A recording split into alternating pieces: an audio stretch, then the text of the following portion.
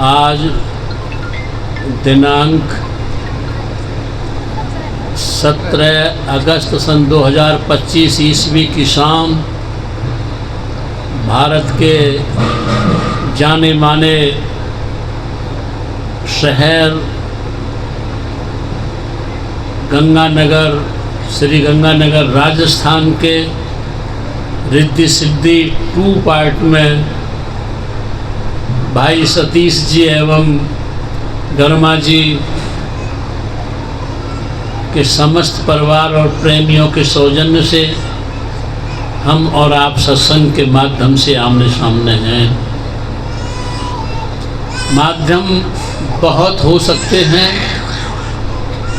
लेकिन धन्य है वह जिनका आमना सामना सत्संग के माध्यम से होता है।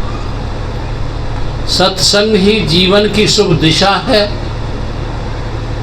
और संसार की वस्तुएं, उपलब्धियां संसार के कर्तव्यों से, संसार के मनुष्यों से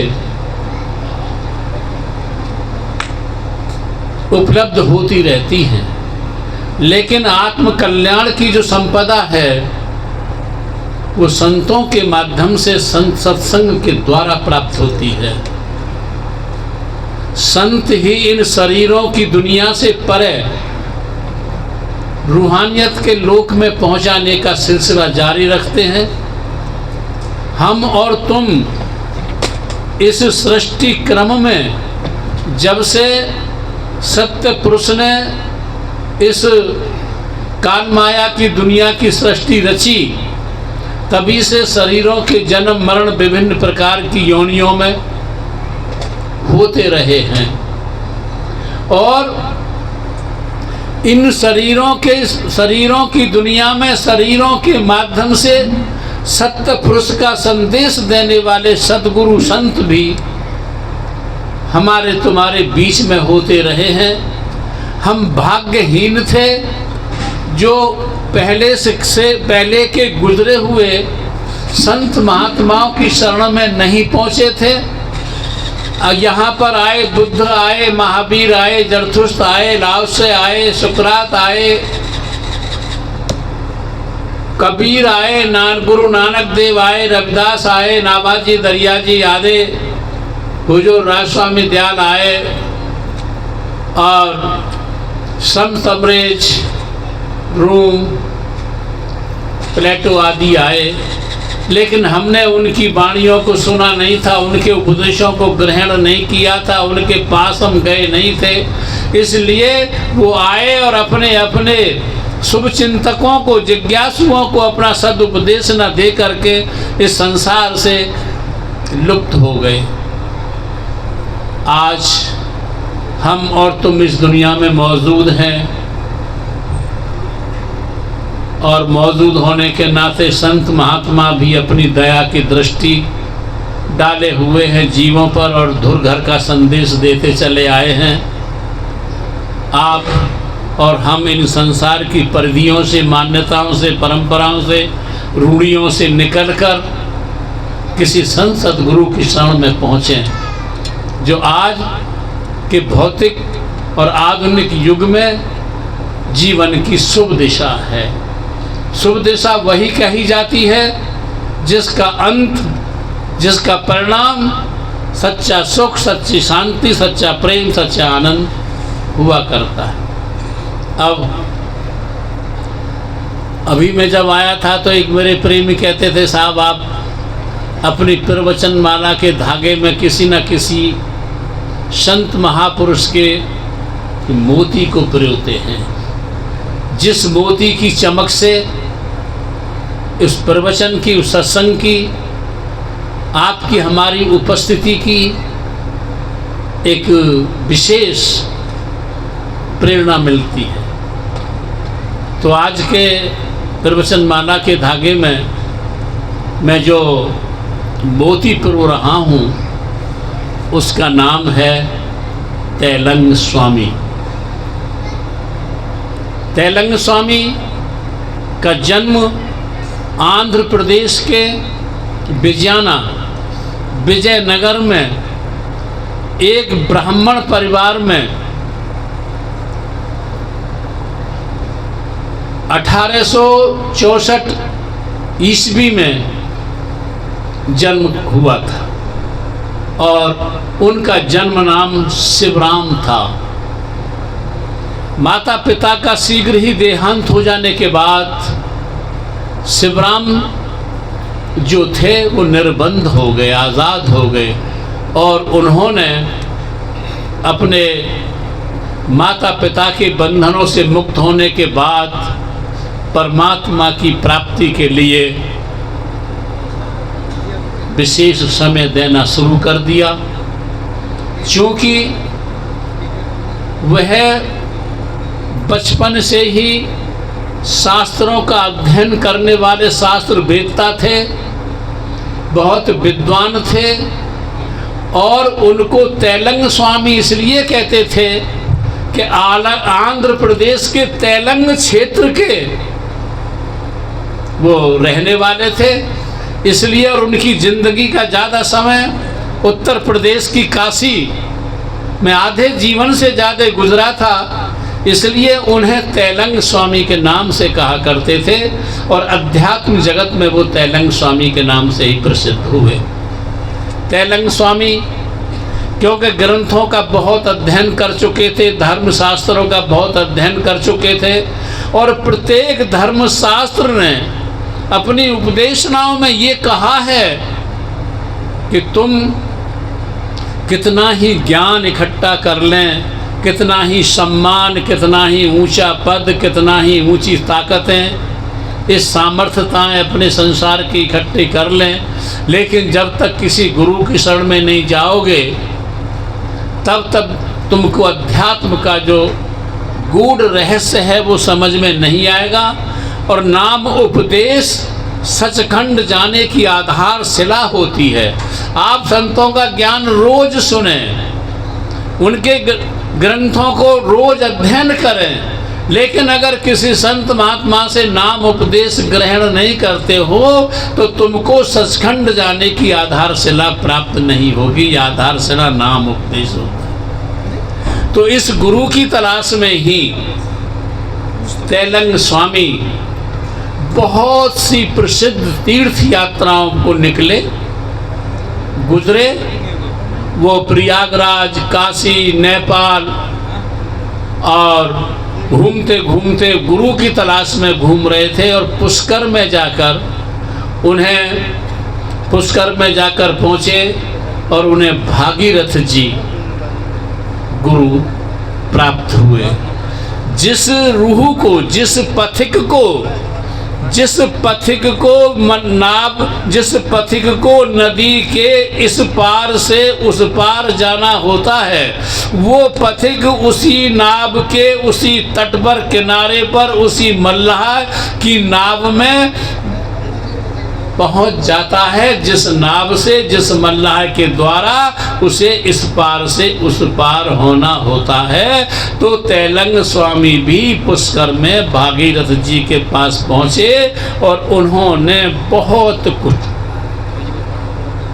अध्ययन किया, नाम उपदेश को ग्रहण करके साधना की ऊंचाई पर पहुंचे और उनके जीवन में बहुत चमत्कार कहे गए हैं और यहाँ तक कहा गया कि वो बहुत दीर्घकालीन लंबी उम्र के हुए थे।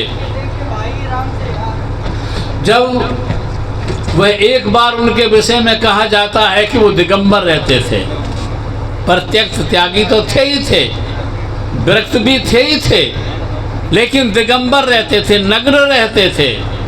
तो उनके विषय में लिखा गया है कि काशी में जब वो नग्न रहते थे, दिगंबरी अवस्था में रहते थे, तो एक अंग्रेज ने उसको नंगे रहने के जुर्म में उनको कारागार में, जेल में बंद कर दिया। नग्न रहने के जुर्म में जेल में बंद कर दिया और ताला बाहर से डलवा दिया, जैसा कि विशेषकर हुआ करता था पहले संत महात्माओं के बारे में हम बहुत इतिहास पढ़ते हैं कि जो क्रूर राजा हुआ करते थे वो ऐसे ही उनके साथ में किया करते थे। ताला लगाकर बाहर चला गया, लेकिन सुबह को तेलंग स्वामी कारागार के ग्राउंड में स्वतंत्र घूमते मिले। लोगों ने पूछा, उस अधिकारी ने पूछा, तुम तो इसमें बेकैद थे लेकिन बाहर कैसे मुक्त हुए? ताला लगा हुआ था। तो उन्होंने एक बहुत प्यारी बात कही थी जो हम तुमको भी ग्रहण करने के लायक है। उन्होंने एक बहुत प्यारी बात कही थी कि अगर किसी कमरे में किसी मनुष्य को कैद कर लिया जाए तो क्या आप उसकी आत्मा को मृत्यु से बचा पाएंगे? क्या मृत्यु उसकी आत्मा को कमरे की कैद की चारों दीवारों के बीच में रोक पाएगी?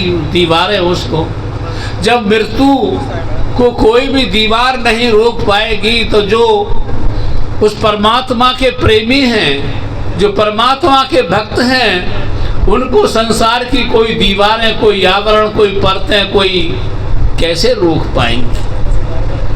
उल्टा सीधा बीज बोता है किसान जमीन में, उल्टा पड़ जाता है, तिरछा पड़ जाता है, टेढ़ा पड़ जाता है, बीज मेढ़ा पड़ जाता है, लेकिन जब वो अंकुरित होता है तो उसका सीधा सूर्य की ऊर्जा लेने के लिए सीधा ही अंकुरन होता है उसका। ऐसे ही तुम उल्टे सूधे जैसे भी हो, गुरु की शरण में पहुंच जाओ, और गुरु की शरण में पहुंच जाओगे तो तुम्हारी सूरत का, तुम्हारी चेतना का, आत्मा का, रूह का ऊपर की ओर, सूर्य के प्रकाश की ओर उन्मुख होना स्वाभाविक है। चले जाओ। ये तेलंग स्वामी का मोती धागा में पिरोने के बाद मैं सत्संग के कुछ उद्देश्य पर आ रहा हूं।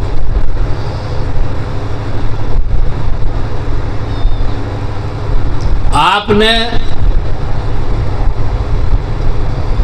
कार्ल गुस्ताव जुंग का नाम सुना होगा, जो स्विट्जरलैंड का बहुत बड़ा मनुष्यविद था, और उसका नाम ज़्यादा दूर नहीं, इस सदी से पहली सदी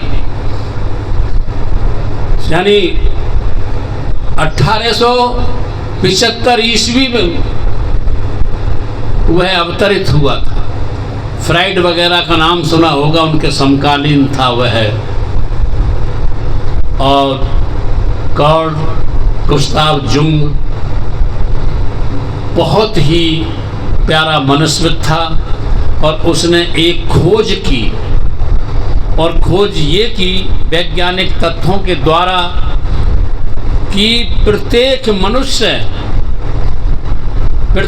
मनुष्य जो जन्म लेता है उसके भीतर स्त्री भी होती है और पुरुष भी होती है।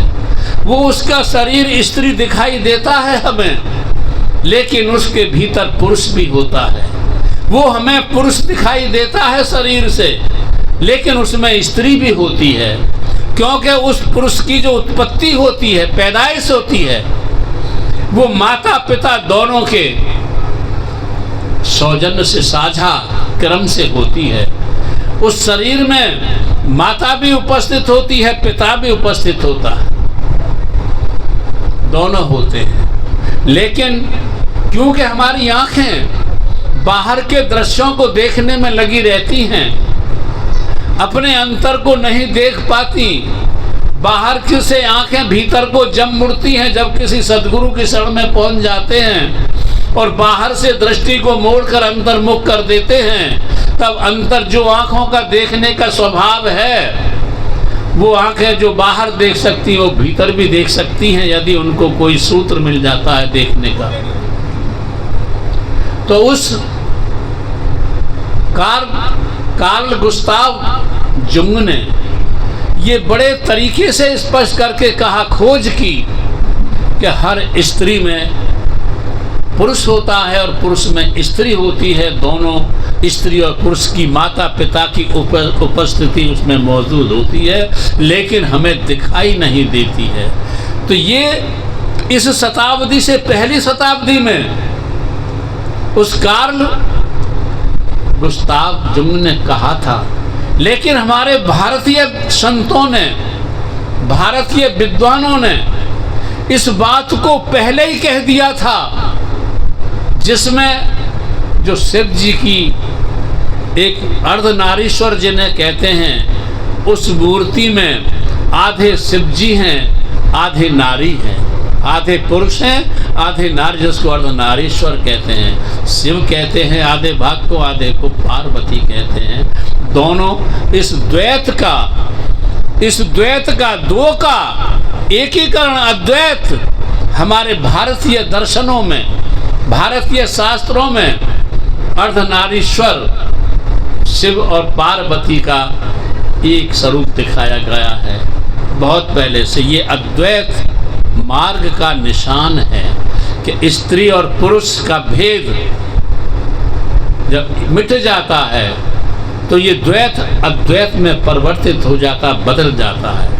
एक बात आपसे और कहूँ, आप स्वर विज्ञान के देखता रहे होंगे। स्वर विज्ञान जो हमारे शरीर का, हमने बहुत लिखा है स्वर विज्ञान पर अपने ग्रंथों में। स्वर विज्ञान जो लिखा है तो विद्वानों ने, जो स्वर वेदता हैं, जो स्वर के विद्वान हैं, उन्होंने लिखा है कि हमारे श्वास के जो नथुने हैं, नाक के जो दो नथुने हैं, इनसे जब श्वासोच्छ्वास होता है, श्वास निकलता है हमारा, तो बाएं नथुने को स्त्री कहते हैं, वाम कहते हैं।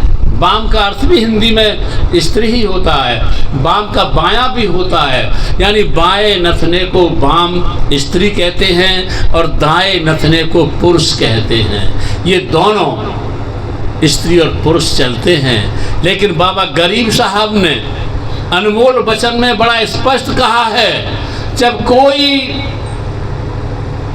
सत्संगी, गुरुमुखी कोई व्यक्ति सतगुरु की शरण में पहुंच जाता है तो सतगुरु उसे ऊपर के भ्रू मध्य से ऊपर के 10वें द्वार की रूहानियत सैर कराने का सूरज शब्द योग सिखाते हैं। सार शब्द देकर सूरज शब्द योग सिखाते हैं। तो जब सूरज शब्द योग की कमाई करता है कोई भी श्रद्धालु, कोई भी जिज्ञासु, तो वह प्राण कुंडली जो हमारी है, प्राण चक्र जो हमारे हैं, पिंड के जो 6 चक्र हैं, प्रथम कमल गणेश उपासा, द्वितीय कमल ब्रह्मा निवासा, तीसर कमल विष्णु पद राजे, चौथे शिव और शक्ति विराजे, आत्म कमल गिनोतम, पांचवा परमात्म, छठवा कह राजा। ये 6 कमल जो पिंड के हैं, जब हम अभ्यास करते हैं सतगुरु की शरण में पहुंचकर और अपने हम भ्रू मध्य पर आ जाते हैं, तो वहाँ पर सुखमन सेज सुखमन घाटी का जिक्र गुरु कबीर साहेब ने, गुरु नानक देव जी ने, रविदास जी ने सुषुम्ना नाड़ी जिसे कहते हैं, जहाँ इंगला पिंगला दोनों नाड़ियों का एक हो जाता, उसे सुषुम्ना सुखमन कहते हैं। तो जब अभ्यासी सत्संग अभ्यास करता है तो वह भ्रू मध्य पर जब चेतना को स्थित कर लेता है तो उसका सुखमन स्वर चलता है, दोनों स्वर चलते हैं, स्त्री और पुरुष दोनों एक हो जाते हैं। और जब सुखमन स्वर चलता है तो बाबा गरीब साहब ने ये लिखा है कि जब कोई भी स्त्री सुरत होती है, पुरुष सुरत होती है, वो अंदर में चलते हैं तो स्त्री सुरत की चमक चांदी जैसी होती है और पुरुष सुरत की चमक सोने जैसी होती है। और जब ये दोनों सुरत यानी चांदी, स्त्री और पुरुष की सुरत उन्मुख ऊपर को होते रहती है और मान सरोवर में जब वो स्नान कर लेती हैं तो उन दोनों की सोने और चांदी जैसी चमक लुप्त होकर के वो दोनों ही स्त्री पुरुष का भेद मिट जाता है और वो हंस रूप हो जाते हैं दोनों। यानी मान सरोवर में स्नान करने के बाद स्त्री पुरुष का भेद मिट जाता है और दोनों ही हंस रूप हो जाते हैं। और वो हंस रूप जो होता है, जो कहते हैं कि spirit is the part of God, ये आत्मा परमात्मा का अंश होता है और अपने मूल में वह समा जाते हैं, हंस रूप अपने मूल वंश में समा जाते हैं। तो तुम यहाँ आए हो, सत्संग सुना है, आज के सत्संग में श्रद्धेय जज साहब की उपस्थिति हम तुम्हारे लिए बहुत बेशकीमती है, अमूल्य है। साथ में बैठे हैं पश्चिमी बाबा, ये तो तुम्हारे परिचित बहुत है ही हैं, जज साहब भी परिचित हैं। मैं ही पूरब का हूँ, बहुत दूर का हूँ, आया हूँ। तो आज के सत्संग की कीमत, महत्वता जब अधिक हो जाती है, जब ऐसी हस्तियाँ आपके सामने मौजूद होती हैं। बस आप दुनिया में बहुत से भेद हैं, बहुत से द्वैत हैं, बड़े विवाद चल रहे हैं। कहीं जातियों के झगड़े हैं, कहीं मजहबों के झगड़े हैं, कहीं आपसी स्वार्थों के, अहंकार के झगड़े हैं, कहीं तरह तरह के झगड़े हैं। लेकिन तुम सब एक पिता के एक रहोगे। हम तुम सब सत्य पुरुष के अंशी हैं और हमारा तुम्हारा पिता सबका एक है, और हमारा तुम्हारा सबका पिता एक है और सबका साझी है। आप दुनिया के सारे मतभेद, मतों के, मजहबों के, क्षेत्रों के, भाषाओं के, जातियों के और अपने अपने अहंकारों के मतभेदों को भुलाकर किसी पूरे सतगुरु की शरण में पहुंच जाओ। और पूरे सतगुरु की शरण में पहुंचने के बाद जो सुरत शब्द योग, जिसे दुनिया के कम लोग ही जानते हैं, दुनिया के कम महात्मा ही जिसे जानते हैं, उस सुरत शब्द योग से जुड़कर अपने सारे द्वैत को समाप्त कर अद्वैत पद में स्थित हो जाओ, जिसके लिए इशारा प्रत्येक महापुरुष ने अपनी अपनी उपदेशनाओं में किया है। बस इन सब के लिए तुम्हें एक परहेज करना होगा। आज आधुनिक और भौतिक बाध्यता के दौर में मानव एक विपरीत दिशा को, कोई नशे में फंस रहा है, कोई मांसाहार में फंस रहा है, कोई व्यभिचार में फंस रहा है, एक जुआ चल रहा है, एक मोबाइल चल गया जो तरह तरह के वैचारिक प्रदूषण करते हैं। तो इन सब से बचते हुए भारतीय संस्कृति को जीवित रखते हुए अपने जीवन को धन्य बना लें और धन्य बनाकर कृतार्थ हों और जहाँ से आए हैं अपने मूल में समाएं। यही सत्संग की उपदेशना है, दिशा है, और यही सब संत महात्माओं का साझा एक क्रम है, अभियान है, सिलसिला है, जो अपने अपने समय के सभी संतों ने जारी रखा है। आपने मेरी बात को बड़ी शांति और प्यार से सुना है, इसके लिए मैं आपका बहुत बहुत आभारी हूँ। अंत में आपके अंदर बैठे उसी कुल मालिक को, राधा स्वामी, अब मैं थोड़ा सा कहूँगा कि कुछ ना कुछ अपने वचनों के प्रसाद के रूप में जज साहब कह दें। और जैसा कि वार्तालाप में बता रहे थे कि जल्दी जाएंगे आप, लेकिन तुम्हारी वजह से ही प्रतिष्ठान ने साड़ी बांधी है और तुमको एक तारे पे भजन सुनाएगी, तुम उनका एक भजन और सुन के जाना। अपनी बात थोड़ी सी संगत को कह दो, अच्छा लगेगा। धन धन सतगुरु तेरा ही आस्था, धन धन।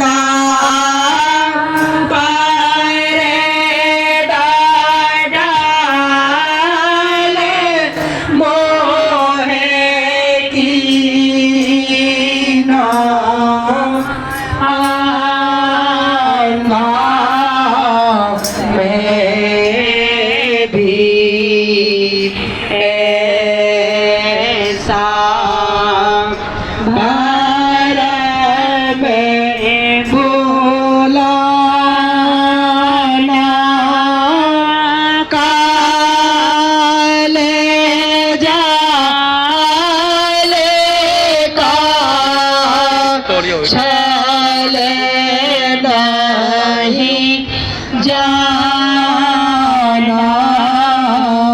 जाबे में दुखी हुआ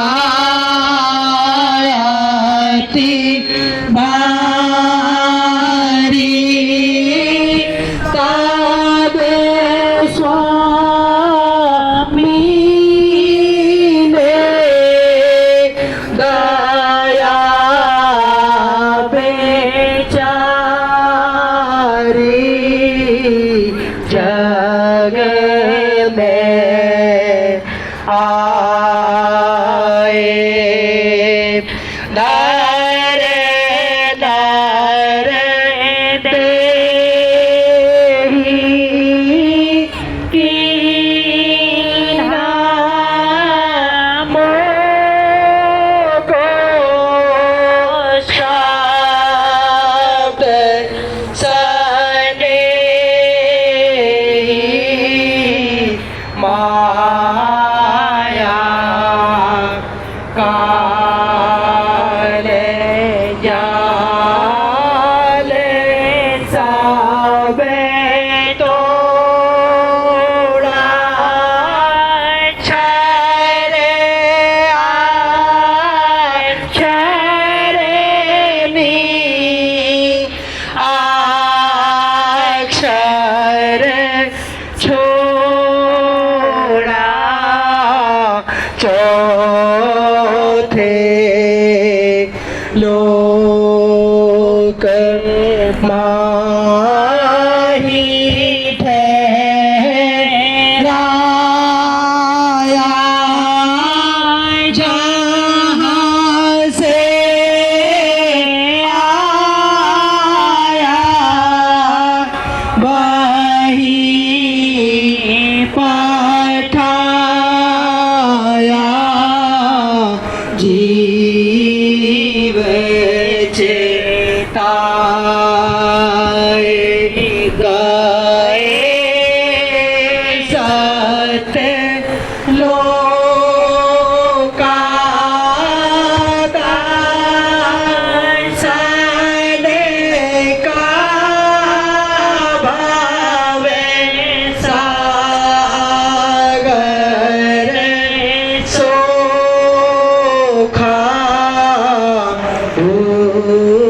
भूगत जैसा दीन बचाया